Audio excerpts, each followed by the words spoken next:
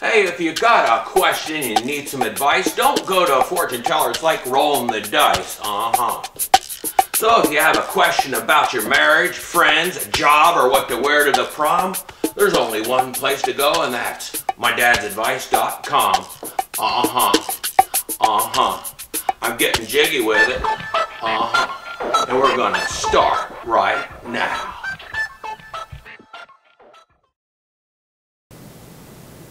Hey, it's good to see you back.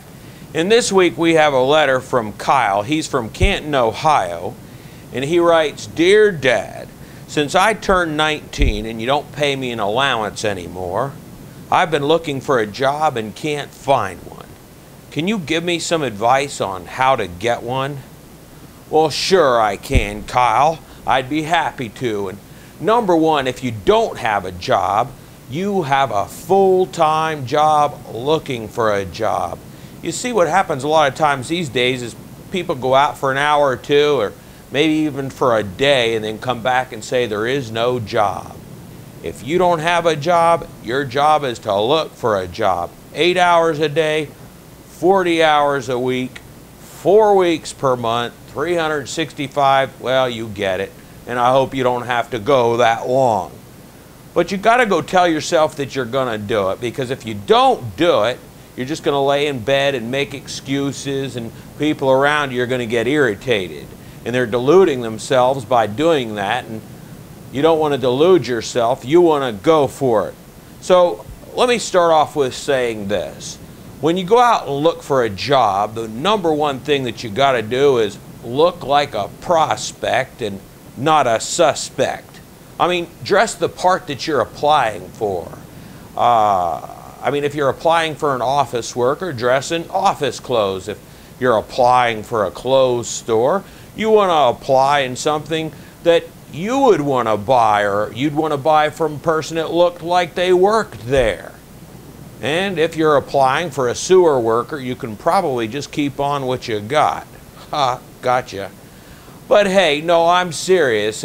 If you got tattoos, cover them up. If you've got that metal crap in your face, take it out, because you don't want any manager sitting around or looking at you wondering if snot comes out of that hole if that barb in your nose malfunctions. You don't want that. And don't tell me looks shouldn't matter either, because, hey, would you want Charles Manson coming to babysit your kids? Well, if you're too young to know who Charles Manson is, would you want his daughter Marilyn Manson to come babysit? I didn't think so. So, number one, look good. And now that you're looking good, when you walk in, you don't want to say, "Got any applications?" You don't want to walk in and just say, "I'm looking for applications." You're not looking for an application. You're looking to make a difference in a company's life. And you got to go in with that kind of attitude. I mean, be creative with your approach, because people are looking for somebody that can actually really help them, not just somebody's looking for a job. You know, I have this friend, he owns this pizza store. He's owned his pizza store, it's actually a restaurant, for years and years and years. And you always see in his store a sign that says, "Now hiring." And I thought to myself, gosh, after years, hasn't he gotten anybody? So I talked to him one day and I said, "Hey, Tony," I said, "why do you have that sign in your window for years? It always says now hiring." And he said, "I'm always looking to upgrade." See, a lot of employers are looking to upgrade, so you have to be that upgrade that they're looking for. So look good. Go in there and be creative with your approach. And lastly, when you get to that interview, you want to get to that interview and look him in the eye if he asks a question, and answer him honestly and sincerely. And for heaven's sakes, if you have a cell phone, turn the doggone thing off. I mean, don't answer it or your application's going to wind up in file 13. I mean, don't you dare text. I mean, TMA. Hey, you didn't know I knew texting. That's take my advice. TMA and shut the phone off before you go in there. because you want to show the employer that you respect him and his time.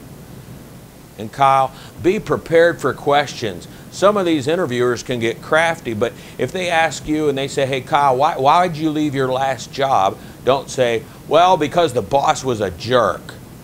I mean, I've had that happen to me. And of course, anybody that's hiring is going to immediately think, hey, this guy's a troublemaker and your application's going to wind up in file 13. And if they ask you, why should I hire you? Don't say something like, well, because I need a job. Tell them how you can benefit them, how you can either make them more money or save them time, or what a great learner you are and how you can benefit them. So, just to recap, in order to get yourself a job, number one, you've got to look for one 8 hours a day, at least 5 days a week. Okay?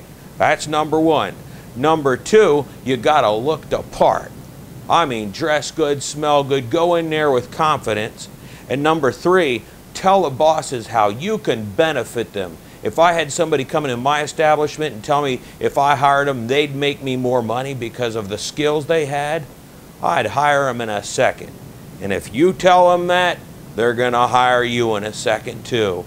And hey, I see you're from Canton, the Football Hall of Fame, and you can be in the Work Hall of Fame if you take my advice. Okay? Okay. And if you have a question, you just write me at mydadsadvice.com, and I might not be your dad, but you never know. Then again, I could be.